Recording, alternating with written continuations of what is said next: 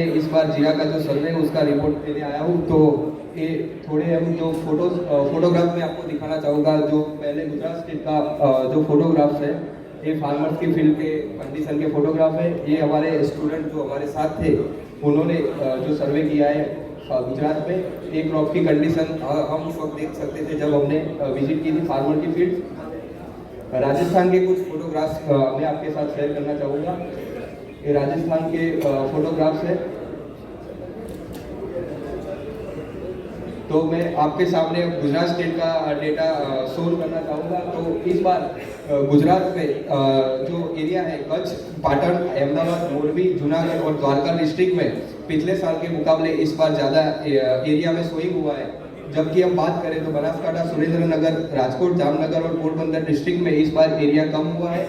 अगर हम यील्ड की बात करें तो पिछले साल के मुकाबले इस बार गुजरात में यील्ड पर हेक्टर हमें ज़्यादा देखने मिल रही है और उसकी वजह से ही हमें एस्टिमेटेड प्रोडक्शन भी पिछले साल के मुकाबले 10 से 12% ज़्यादा देखने को मिल सकता है। जबकि हम राजस्थान के स्टेट के डिस्ट्रिक्ट की बात करें तो मोस्टली जोधपुर, बाड़मेर, बीकानेर, जो जैसलमेर, जालोर, पाली और नागौर सभी डिस्ट्रिक्ट में पिछले साल के मुकाबले इस बार एरिया बढ़ा है।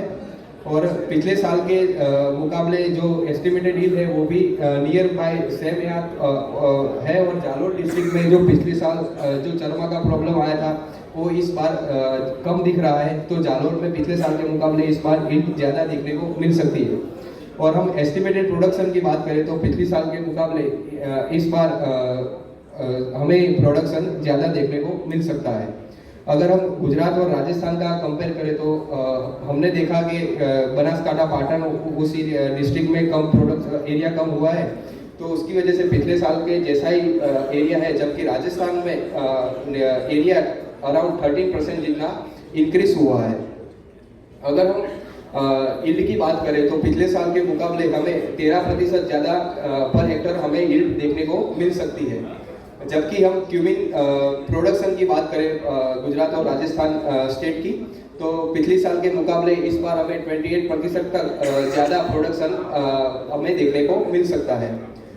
हम डिस्ट्रिक्ट वाइज गुजरात स्टेट की बात करें तो हमने पहले ही बताया बनासकांठा, सुरेंद्रनगर, जामनगर एरिया और पोरबंदर एरिया में एरिया डिक्रीज हुआ है। और हम टोटल बात करें तो अराउंड एरिया सेम ही है गुजरात में, पिछले साल के मुकाबले कोई चेंजेस नहीं हुआ है।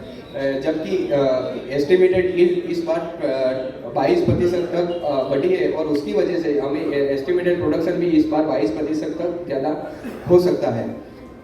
और इस बार डिसीज का भी इंसिडेंट बहुत कम हुआ है गुजरात में। और फेवरेबल वेदर कंडीशन, मौसम भी अनुकूल रहा है जीरा के लिए इस बार, उसकी वजह से हमें यील्ड और प्रोडक्शन ज़्यादा देखने को मिल सकता है। अगर हम राजस्थान की बात करें तो हमने पहले ही 21% तक एरिया में बढ़ोतरी हुई है। और राजस्थान में मेन फैक्टर एरिया बढ़ोतरी की है कि ट्यूबवेल फार्मर नए बना रहे हैं। जो नॉन कल्टिवेटेड जो लैंड है इस बार वो कल्टिवेटेड में आ रही है, उसकी वजह से उसका एरिया बढ़ रहा है। और उसकी वजह और पिछले साल के मुकाबले इस बार 9% तक हमें पर हेक्टर यील्ड भी बढ़ने को दिख रही है। और एरिया और यील्ड दोनों बढ़ने के कारण इस बार हमें जीरा का प्रोडक्शन भी 32% तक बढ़ने की संभावना दिख रही है। और इस बार भी वहाँ पे फेवरेबल वेदर कंडीशन हमें देखने को मिला था। और पिछले साल के मुकाबले डिसीज इंसिडेंट भी राजस्थान में इस बार कम है।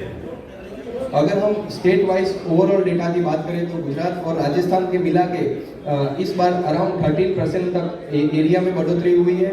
और यील्ड में भी 13% तक की बढ़ोतरी के कारण इस बार हमें एस्टिमेटेड प्रोडक्शन 28% तक ज़्यादा दिख रहा है। जबकि हम स्टेट वाइज क्यूबिक बैग की बात करें 55 किलो की, तो पिछले साल के मुकाबले